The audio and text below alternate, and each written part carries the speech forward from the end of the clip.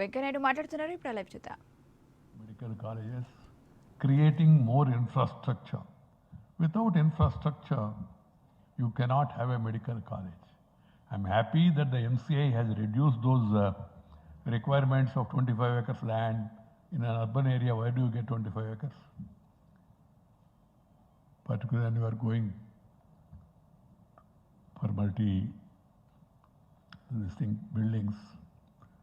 What is required is the other infrastructure, the technical support that is required. On that there should not be any compromise at all.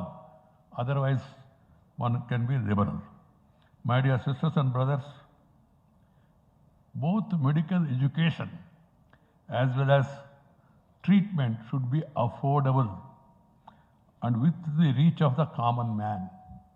That should be the aim of the government. That should be the aim of the people who are working in this field. I am told that nearly 1 lakh MBBS graduates pass out each year. However, not all of them would be able to join postgraduate courses. I am informed that to meet the increasing demand for postgraduate medical education, the National Board has provided an avenue by permitting students to receive training at private hospitals. Yes, there should not be any much difference in the days, and the world is moving faster. Who is private? I often ask that question. They are not from outside, they are also part of our country. They should follow our systems, regulations, standards. And these regulations also, I tell people, these regulations should be only to regulate, not to strangulate. This has to be understood. We have to really see that more and more students get admission to not only to PG courses but also to the other.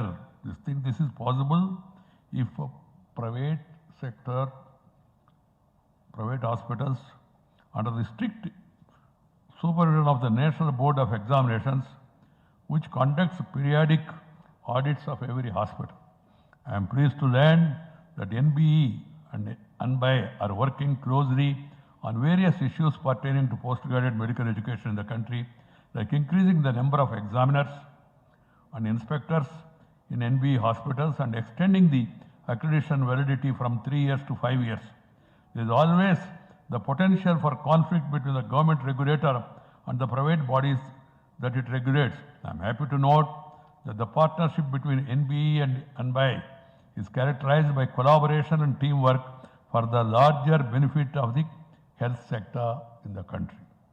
I was happy when I was hearing Savjit say about the progress that is being made in this regard. By encouraging more hospitals to join the NBA fold for teaching, correspondingly more avenues are being provided for improving specialty medical care in government district hospitals and Tier 2 cities. I am informed that ANBI has recommended to the Minister of Health and Family Welfare for the setting up of a teachers accreditation committee. Yes, it is also required by accreditation of teachers from the NMCAN and also those in private sector that the NBA governs. This will go a long way in improving the quality of teaching and learnings in these institutions.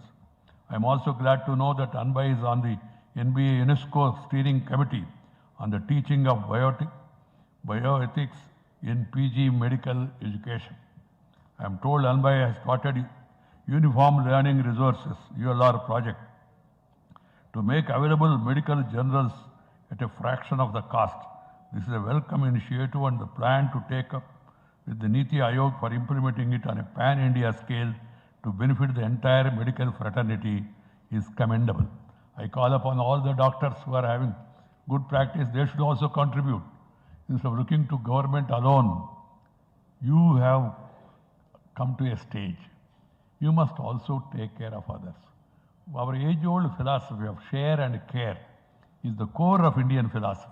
Share and care. So you have become something, society has given you something, you must give back something to the society. That should be the motto. That doctors can contribute to a number of journals, books, publications, to the libraries. This can become a movement across the country. There are a number of good doctors who have been already doing